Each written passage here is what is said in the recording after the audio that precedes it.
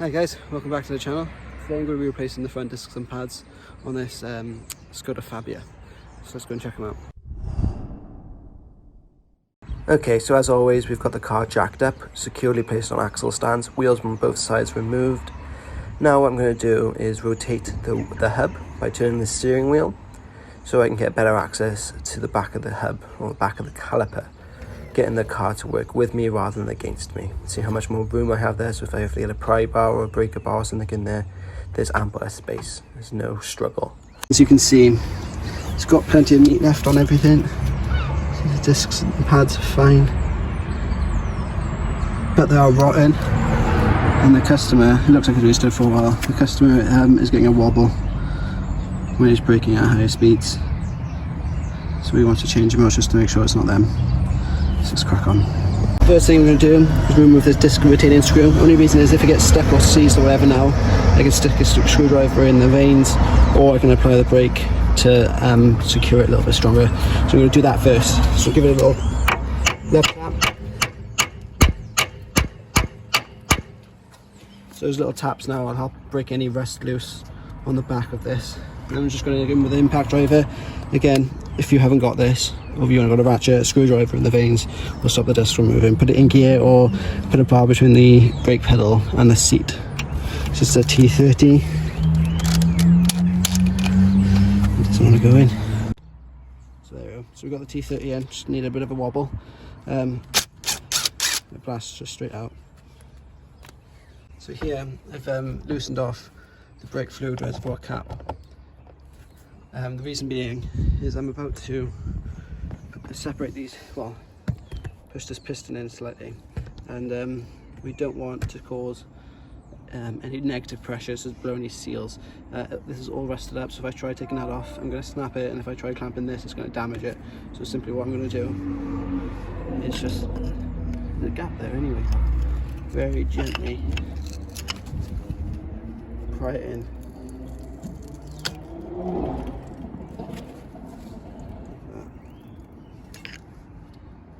Now if we're lucky enough, we can get that piston all the way in. All of this has been replaced, so you don't have to worry about damaging anything disc and pad wise. That's all the way in, so we don't have to worry about doing that later.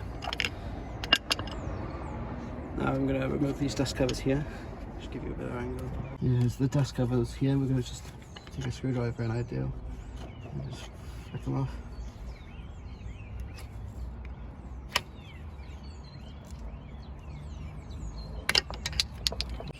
Doing this means we can gain access to these H7 guide pins at the back.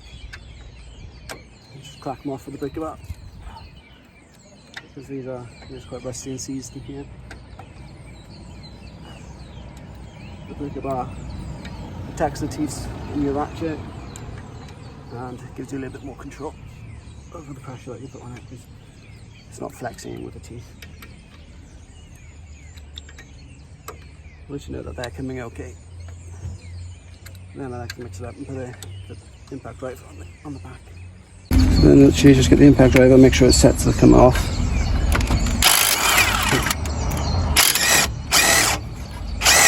Take a little bit of extra so it's not catching when you try to lift it off in a minute.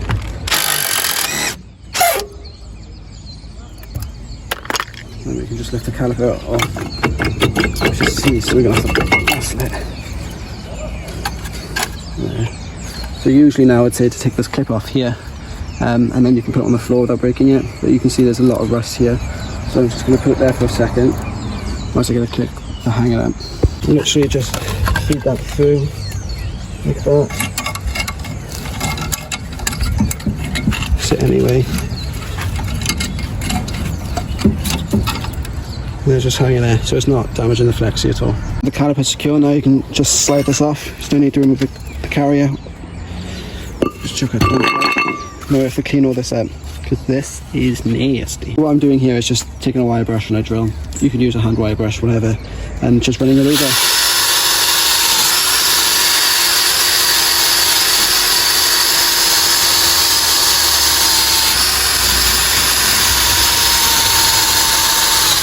I'm just going to keep doing that until all of this is clean.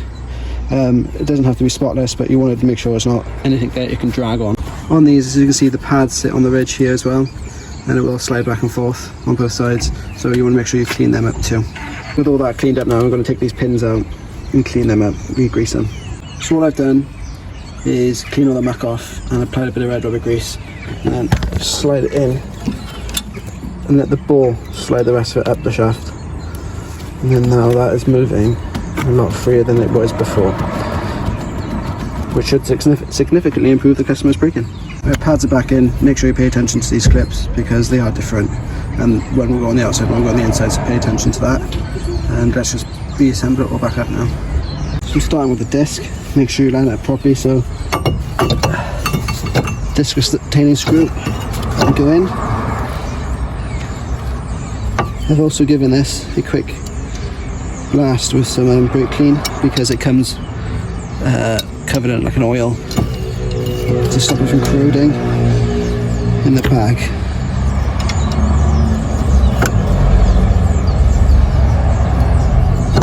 I'll wipe all this oil off, all the dirt off of my fingers shortly now. Let's just nip that up. And just get this caliper down.